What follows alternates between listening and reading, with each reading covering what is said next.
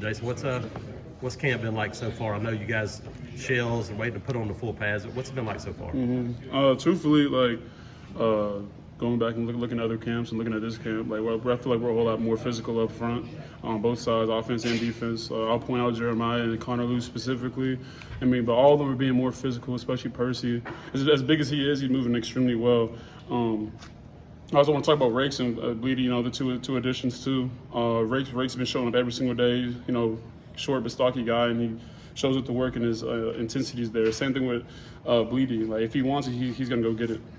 Just how different is it from a depth perspective on both sides of the line of scrimmage when you guys roll out there every day? Yeah, in the past we didn't really have too much depth, but this year we're 3-4 deep at every position, so that gives everybody enough chance to breathe, and it gives everybody enough work. So that's also the reason why we two spots, so we can get everybody reps. Because if you go 4 deep and try and go one spot, somebody's not getting reps, and obviously somebody's not going to be happy. So I'm happy that we're 3-4 deep at every position because it's only going to help us as a team. What have you seen from Isaiah? What makes him good? Like I said, he just he knows what he's doing, and obviously he's been with Durkin, so he knows what Durkin expects. His hands and his pad level, everything about him. Again, he's showing up every single day with his production and his demeanor too. He just wants to go get it. He wants to get better, and he wants to be coached. And you see that on the field and off the field. What are some things he's maybe told you about being with Durkin, about just maybe little things that he knows within the defense that you can do? He told me some key stuff that he learned last year, and he uses even right now because again he's with the same DC. So it's me listening to I'm an older guy, I can easily be naive and just not listen. But he's been with the guy, so I might as well listen and understand where he's coming from. I understand Durkin's perspective as well. What's that like for you to be the older guy in the room? There's a group of older guys, but you've been here the longest of this group. Yeah. What's it like is that something you enjoy? Yeah, truthfully, yeah. I love helping the younger guys like Malik and even the guys who just came in. That's my job and that's my role, and I want to do that for them because I know when I was younger, I've had people who pour into my life. I have coaches, I had players just pour into my life, and I want to be able to do that for other people. Having that depth and being able to rotate and rest, how much does that help you and the guys who you guys are on the field? You don't ever want to put sloppy film on tape. When you're going, it's a difference when you have a quality 25, 30 reps opposed to you having a sloppy 60 reps each, game or practice. It means so much more having depth because, like I said, you're not as tired as you would be trying to go back out there and then a turnaround, then you're sloppy, then you're loafing, then you're not running to the ball, then you're getting high. Then there's a whole bunch of stuff. So when you're fresh, you're able to feel better and do the things that you're taught to do. I know when Coach Garrett left, Hugh kind of reached out to the defensive lineman and asked who they kind of wanted as the next coach. What is it about Montrell that makes him so wanted by you guys?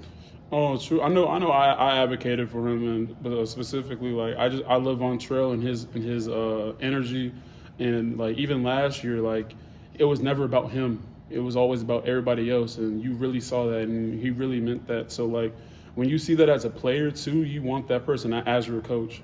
So that's the reason why I advocated for him to be our D-line coach, and everybody loves him in the D-line room. I love him. Like I said, everybody loves him. I wouldn't want anybody else to coach me this year.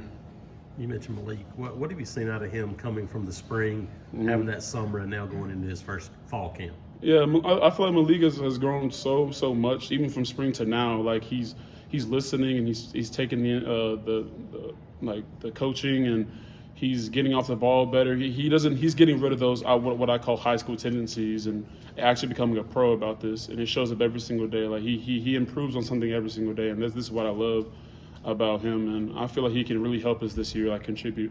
Yeah, with that depth, is he a guy that you feel like is going to be in the mix? That's not my say, but I would love for him because it's hard to find freshmen like that who are just going. Stars. Stars are cool. Stars don't really mean nothing at the end of the day. You can get a 5-star and he doesn't do anything. You get a 3-star and he's the best thing to ever come through the program. So I'm like I said, Malik, I feel like he can really help us this year.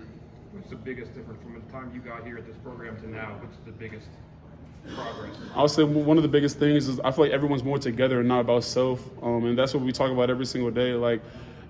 do something that's, you know, bigger than yourself. You know, don't be selfish. Like, try and help somebody else. You know, so I think that's one of the biggest things that we've changed in this culture.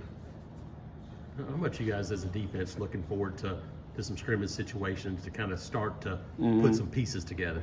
I think that's the most important thing. Scrimmage is the most important thing. And I won't say I hate, but I don't like when people say like, oh, it's not important. No. It's really important because you're finally able to tackle. And those 50-50 plays are no longer 50-50 plays. You're either 100 or 0. You're able to see how people react in live situations. When, you know, it's different when you know it's thud or when you know it's tracking, but it's different when you have somebody running full speed through your face and you got to run full speed through their face and stop them and get them on the ground. So I think it's the most important thing for us to learn and grow and understand where our defense is at.